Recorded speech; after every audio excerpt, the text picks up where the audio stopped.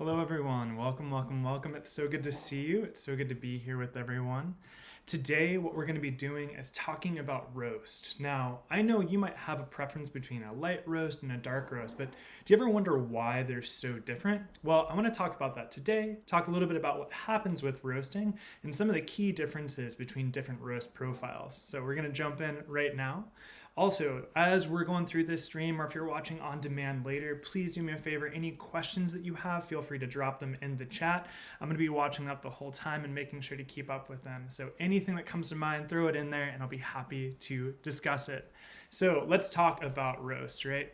Now, I know that I have a favorite kind of roast profile. I think a lot of people do. But when I came up in the industry, I didn't really know why. I just know that I kind of liked one over the other. And I think it's because there's a lot of misinformation or a lack of information available around what happens to coffee when it's roasted and how it affects the flavor and the experience of drinking it. So with that in mind, I want to tell you a little bit about what happens when coffee is roasted. So when we think about coffee, right, coffee is itself the seed of a fruit. The actual brown roasted coffee we have is really just a roasted green seed that comes from this thing that looks a lot like a cherry. In fact, often you'll hear it called a coffee cherry. What we do though is we take that seed out of the fruit and we throw it into a huge, essentially rotating oven, a coffee roaster. Good morning, everyone. It's so good to see you. Hello. Hello, Brendan. Hello, Menansis. It's so nice to see everyone. I apologize if I got anyone's name incorrect there as well. So with the roaster, as the coffee, that green coffee is tumbling around in the roaster, there is some physical and chemical changes taking place. Hello, Mina. And with those physical and chemical changes come a lot of the experiences of what we expect of coffee and what we expect of the taste, right?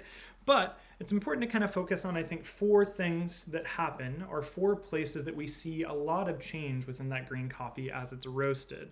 So with that, let's go into our overhead look to start talking about those things. So first thing that we have whenever we talk about green coffee and when it's getting roasted, something that's really important to us is these sugars.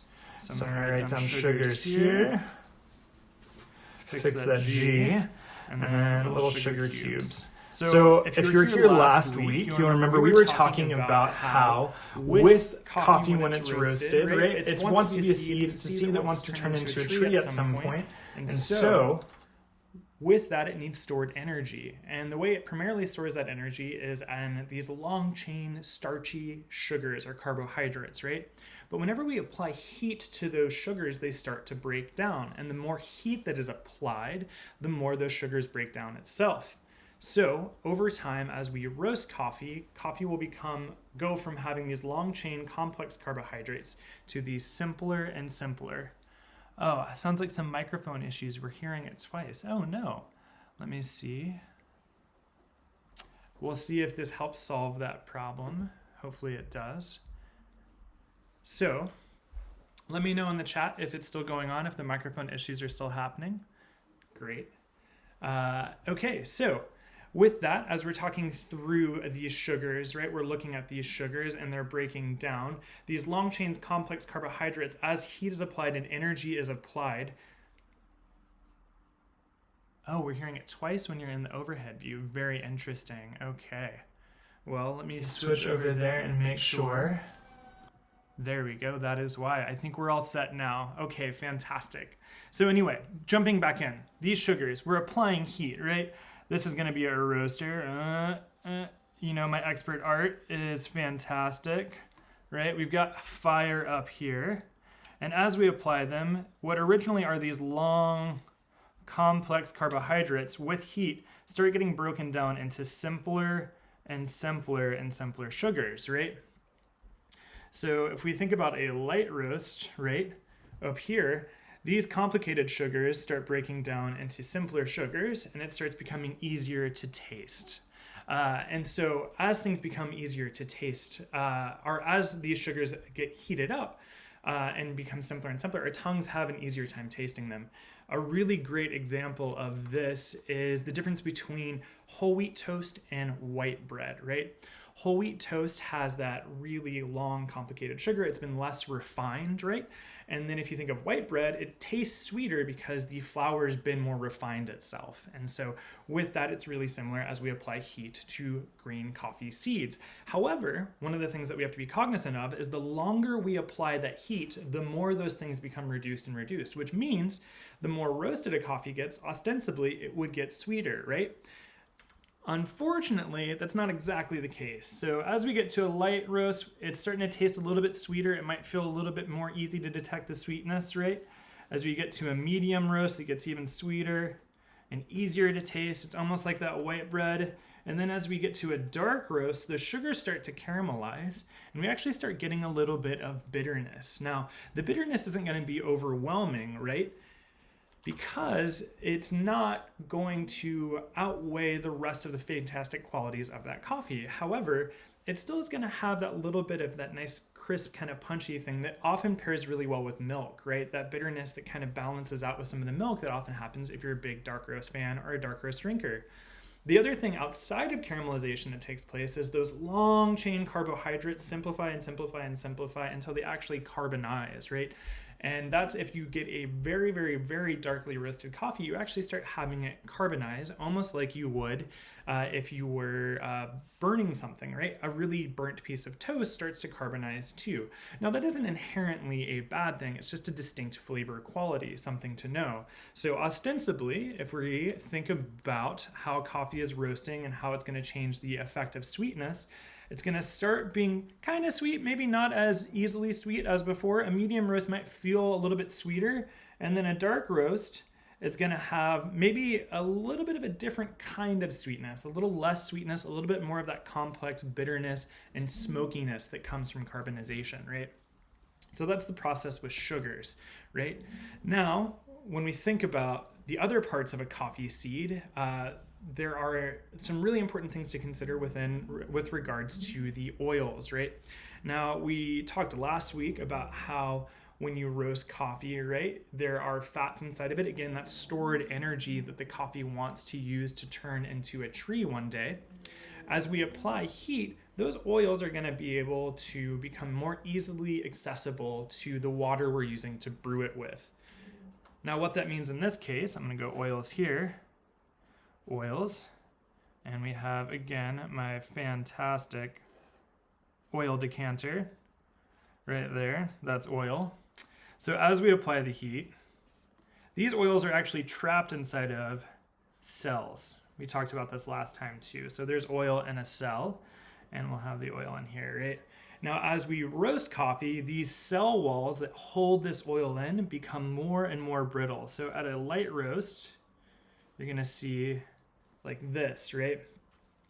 Then as we continue roasting, those walls get thinner and thinner. So in a medium roast, the walls are still thin. And sometimes you might even get a little break where oil comes out, right? It's just thin enough that sometimes the oil will actually start to pop out. And that's why on some medium dark roasted coffees, you'll see a little bit of that shiny stuff on the surface of the bean. But eventually when we get to a dark roast, the walls break completely. And what you get is the oil definitely coming out, right? This is why we're familiar with the whole shiny bean part, right? Now, with that shiny bean, with those oils surfacing, it means that it's going to be easier for it to just kind of drop in and affect the water. Now, that said, as we're tasting it, it's going to feel heavier, right? Especially because not only are we going to be tasting these oils, we're actually going to start tasting some of the broken down cell wall. Some of that plant material that's there is going to actually come into the drink itself, and we'll start feeling that heaviness there. Meaning that as you roast a coffee more, you're going to have a lot more of the experience of the body of that coffee. And that's a combination both of the fats and of the plant matter that's breaking down through the process of roasting. It's kind of crazy because it means that when you're drinking coffee, usually your cup of coffee is about 1.5% to 2% coffee material, right? With dark roasted coffee, it wants to give up that coffee solids, those little bits of floaty things that actually give us the flavor of the drink a lot faster. More on that in a moment. Now, we've talked about sugars, we've talked about oils. Now, one of the most sort of divisive things about differences in roast comes from the idea of the acidity in coffee. One of the most common questions I get is this coffee going to be really sour or is it not? I don't like really acidic coffees. And I think it makes sense because when you hear the word acidity, the thing that comes to mind for me is like battery acid. And no one wants to drink coffee that tastes like battery acid, right? However, when we're talking about acidity in coffee, when coffee professionals are discussing it, generally it's the sort of thing that gives coffee a bit of vibrancy, right? Think about how a salad dressing without any vinegar is really bland. A coffee without any acidity whatsoever is going to be pretty bland too. It's just going to be kind of heavy and maybe a little sweet and a little bitter and maybe a little salty even, but it's not going to have that same kind of pop or experience that you would want with a little bit of acidity in there. And so with that, it's important to know how heat affects that acidity, right? So we're going to go here and I'll draw a little lemon. This is a lemon for our acids, right? And then with heat, acids are one of the first and quickest things that want to break down in coffee, right? So as we start applying heat, we're going to have a whole lemon here. Because we haven't given a ton of heat, it's still going to have a fair amount of acidity, right? It's not going to be as broken down like the sugars are with the application of heat, right? It's still going to be present in that light roast. We're still going to get a lot of that nice pop and zing to our coffee, right? Now, if we keep applying the heat on a medium roast, it's much more like we're taking that lemon and cutting it in half, right? It's not going to have as much acidity. Instead, it's going to be a little bit more sweet, a little heavier bodied, with a little less of that kind of sharp, not sharp, but just kind of punchy and vibrant quality to it. It's really nice for some folks, right? Some folks are really into that kind of balance, right? A medium roast is a lot about balancing the ingredients in a very specific way, right? Whereas a light roast might be a little bit more sort of punchy in one direction, right? That light roast might be kind of a little less sort of crazy sweet, but still like sweet and nutty and kind of fruity and interesting, where a medium roast might be a little bit more balanced and warm and welcoming. And then all the way on the dark roast side, once we apply heat for our acidity, the acidity goes down to almost nil. We'll say that it's a quarter of a lemon, just that top piece with its little lemon top. So we're going to have significantly less acidity here, right? So again, light roast, you've got more acidity, a little less of that body, and some sweetness there, definitely, but not that kind of deep brown sweetness that you would see in the medium or dark. On a medium roast, you're going to get a little bit more easily detectable sweetness, a little bit more body, but less acidity, less of that kind of hyper vibrancy. And then on a dark roast, you're going to get probably what is a balance or a little bit less overall of that sweetness, a lot of body, and almost no or very little acidity there. Now, one more thing with acidity, right? So a lot of folks, when they're concerned about acidity, they're concerned a lot about indigestion, which makes a ton of sense, right? I wouldn't want to drink anything that made me feel gross. That said, when we talk about the acidity that's in coffee, generally, even a coffee that has more acidity isn't going to have necessarily a very high or low pH level, rather low, because acids I think are below 7. This is where my science skills are a little rusty.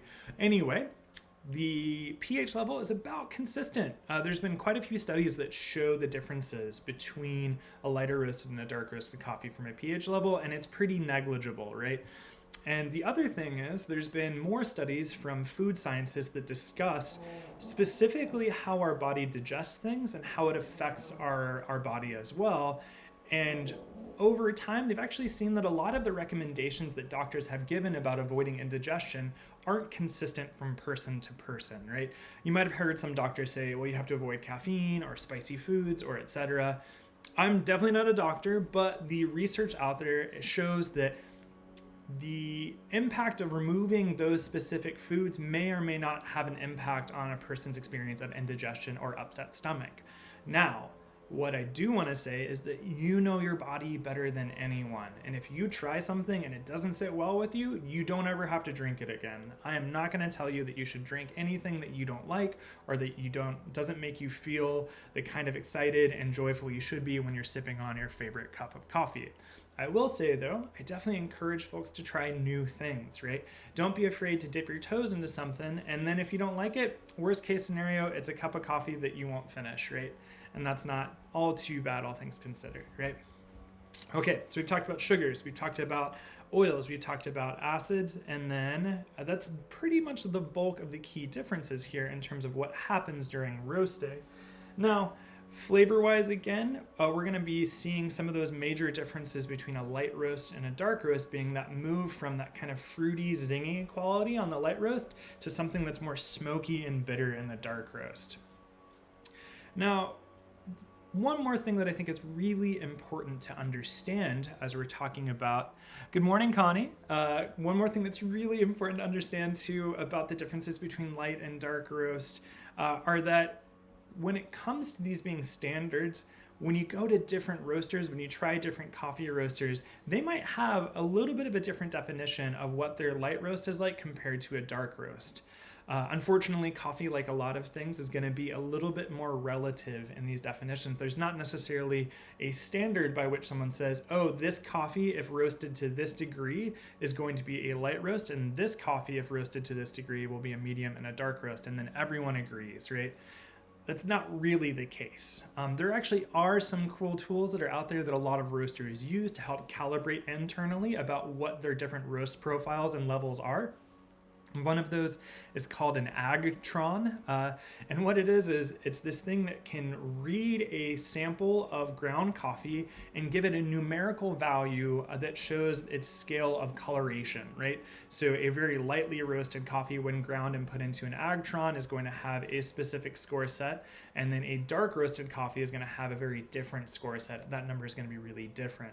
Now, there's not a use necessarily industry-wide that says that those numbers have to mean certain things for the way that people describe their coffee on their bags, right? You might have had a coffee somewhere that someone says is a medium roast, and you taste it and you go, oh, this is actually really dark for me. Or vice versa. You could have had someone say, oh, this is a dark roast, or this is a medium roast, and you taste it and you go, oh, wow, this is actually pretty light, right? This isn't actually that deeply developed. It doesn't have that kind of deep sweetness to it. It's because, again, when we talk about roast, this is a way that we're trying to have a conversation with our customer based on our perspective in the industry, right?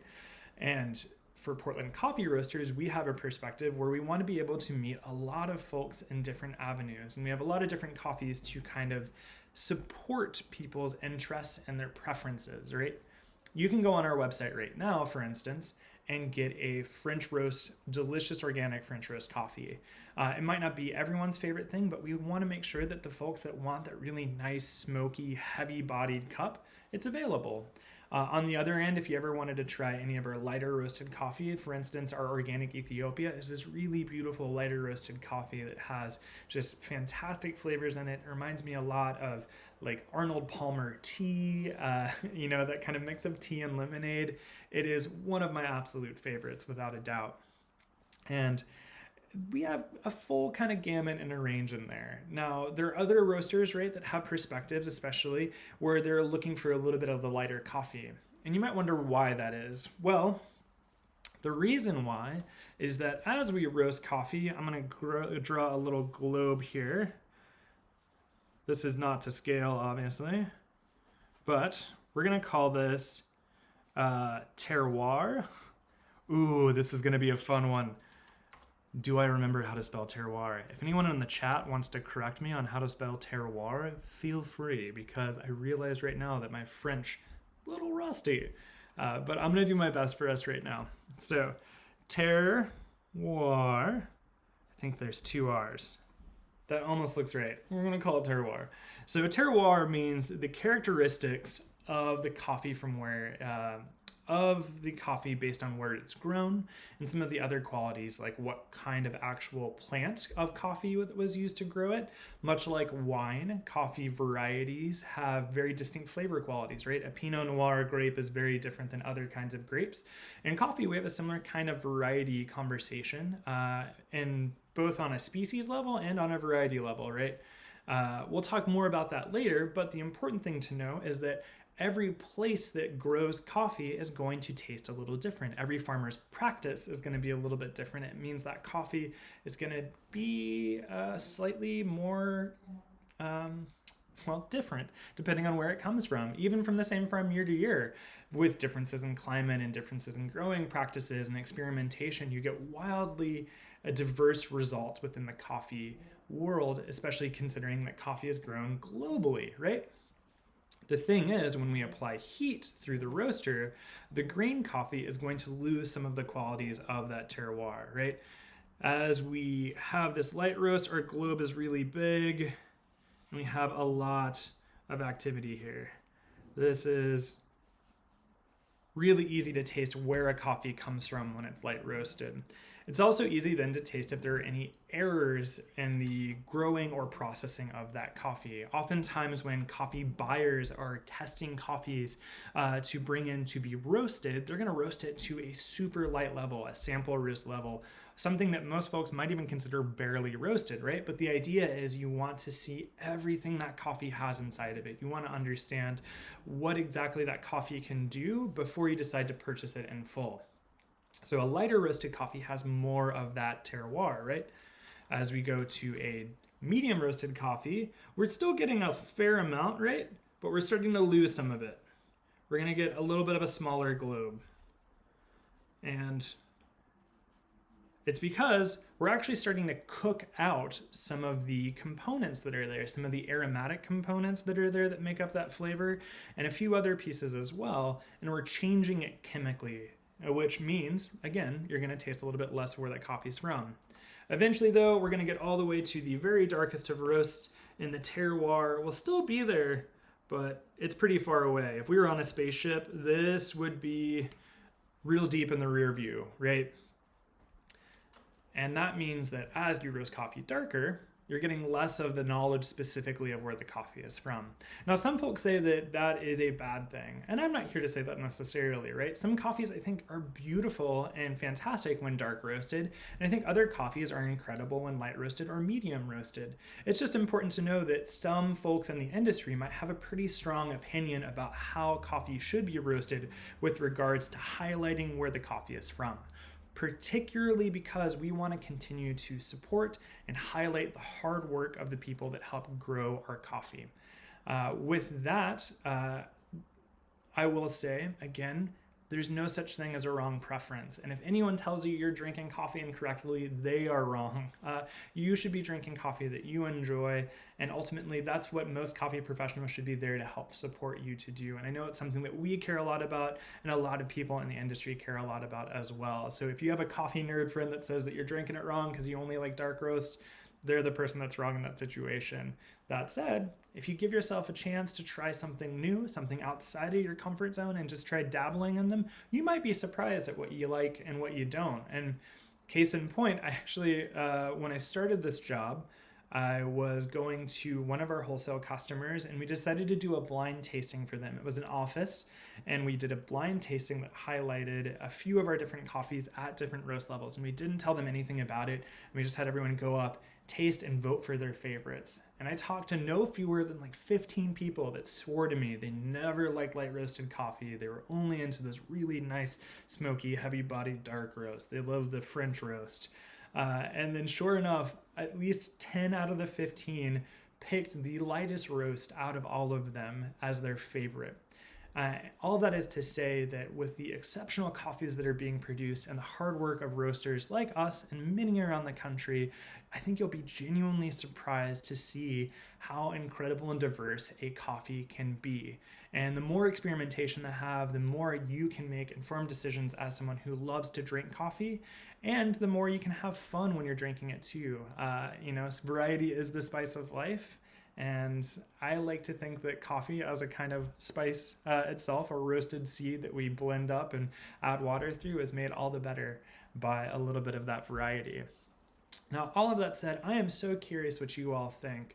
I'm going to keep the stream up and keep talking for a bit, but put any questions that you have about dark roast right now in the chat. If this is video on demand too, if you're watching this later, go ahead and put them in the comments. We're really fast to respond, and I'm always curious and eager to know what folks are most interested in when it comes to coffee, particularly roast levels today. Also, if there's anything that you've been dying to know generally, let us know, because we're going to continue doing these streams, and we love the opportunity to answer questions that are important to you, right?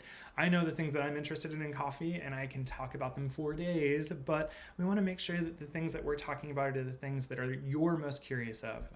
For instance, we're going to be doing some brewing demos next week.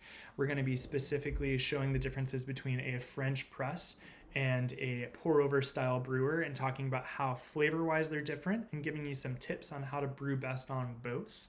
And the week after, we've got some fun things in store as well. I won't spoil too much, but I'm hoping that we can get a little bit of equipment to help us make some more interesting drinks for those of you that are missing your morning lattes. Maybe figure out a way to make some milk-based beverages at home. So with that, like I said, if you have any questions, I'm going to keep the stream up. Go ahead and throw them in the chat. I'll leave the stream up and we'll keep chatting until 11 o'clock. At that point, I'll cut it out, and then we'll have a fantastic day. So again, coffee, the diversity of coffee and what you can enjoy in it is pretty incredible.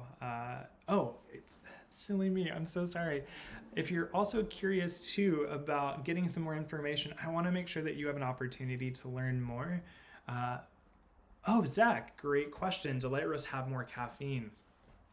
That is a fantastic question. There's going to be a slight delay, so this will take just a second to get to you. But that being said, do light roasts have more caffeine? When I got into the industry, right, I was told initially that lighter roasted coffee had more caffeine because it was less cooked, right? If we go back to this, we assume that cooking does a lot to diminish some things and bring out other things. However, with caffeine, it's not the case. There have been more studies that show that caffeine's level of